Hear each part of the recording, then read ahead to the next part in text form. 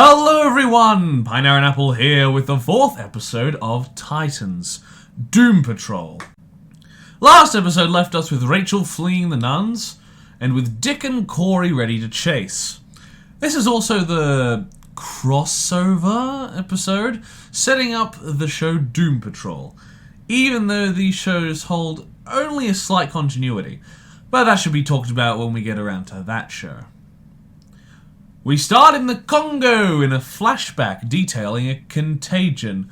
Oh god, it's 2020! Anyway, apart from that little piece of PTSD, it seems this kid won't make it out. But he seems to do better than the others, with his mystery scientist making him green. So that's Gar's origin story. Back with Rachel running, she comes across Gar, and they book it together, while Dick and Corey investigate the nuns, who tell them, "There's no stopping it now!" Ominous. Corey calls Dick's issues out, but they resolve to continue together. In their travels, the kids come across some assholes, one who hilariously shoots himself. Rachel tries to help their game, but is unable to, until after she leaves, where it swells and blinks. Okay, ooh. They come across the Doom Mansion, and Gar shows off his geeky personality a little more. Their scenes together are still a little awkward, but they gel off each other surprisingly well.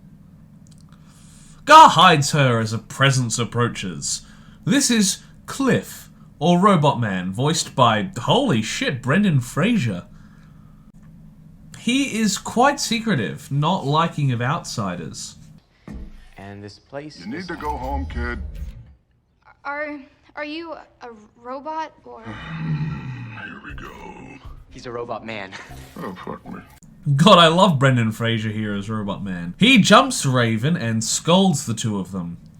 Cliff was a race car driver who, after an accident, had his brain saved.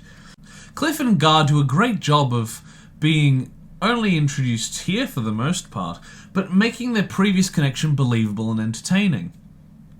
Raven slinks off and meets another member of the Doom Patrol in a fantastic scene to ThUnDeRsTrUcK, so I probably can't show it on YouTube. This is Larry, or Negative Man. He overrules Cliff, and Raven is asked to stay for dinner. Meanwhile, these two do a slow and complaint-filled investigation, but Dick does get a lead from the assholes who are hunting. Gar tries to invite the last member of the Doom Patrol, Rita, or Elastigirl. No, not from Incredibles. But due to her unstable form, it seems like she must consume a lot to hold herself together. We get some good scenes between the Doom Patrol, and we are greeted by Chief, or Niles Calder, who is strangely not who he is in Doom Patrol, adding more evidence as to why these shows are probably alternate timelines, like shown in Crisis on Infinite Earths. The Doom Patrol work on a new patient that once again does a good job of showing how they work together, and that they clearly have for a while. Rachel uses her abilities to help their patient, and Chief scolds Gar for bringing Rachel to the house, certainly much colder than the Niles from Doom Patrol. Here, he just comes off as a bit of an arsehole, and he starts probing Gar for info on Rachel. These two idiots track down some information, and Dick beats this man for information in front of his son? Jesus Christ, I think I found a contender for the worst protagonist. After some more great scenes with the patrol, Chief decides to try and run some experiments on Rachel. This can't end well. Corey does a good job at talking Dick down and relating to him.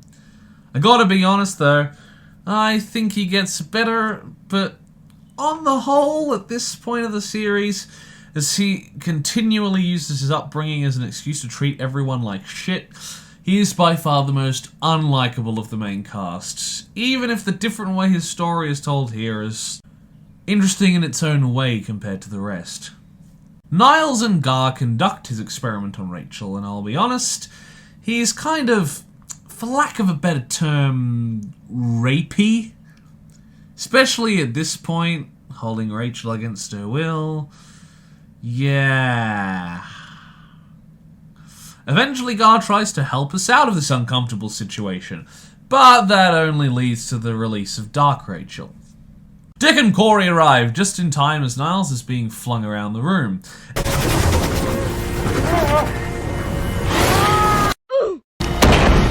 And as the Doom Patrol do their best in this strange situation. Dick gives his only approachable performance of the episode, saying what he should have done 2 episodes ago and calming Rachel down.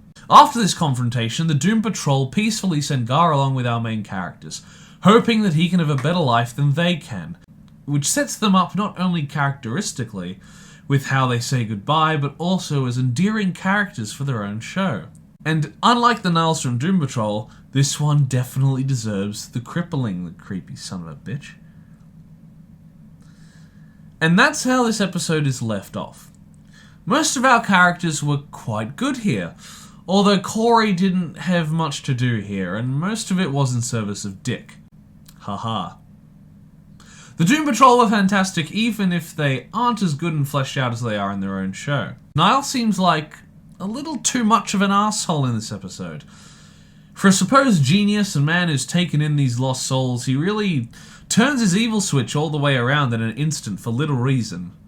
I assume it's just so that Raven, Dick and Gar have a villain to overcome, even though Dick's hubris was probably palpable enough. I give episode 4 of Titans, Doom Patrol, a 7.5 out of 10. Thank you everybody so much for watching this video. Please like the video if you liked it, leave a comment down below if you wish, and subscribe to the channel if you would like to see more. Once again, thank you everybody for watching, and I will see you in the next video. Bye! Toast. A little piece of toast. Because there's so much to choose from. There's brown bread, white bread, all sorts of wholemeal bread. It comes in funny packages with writing on the side.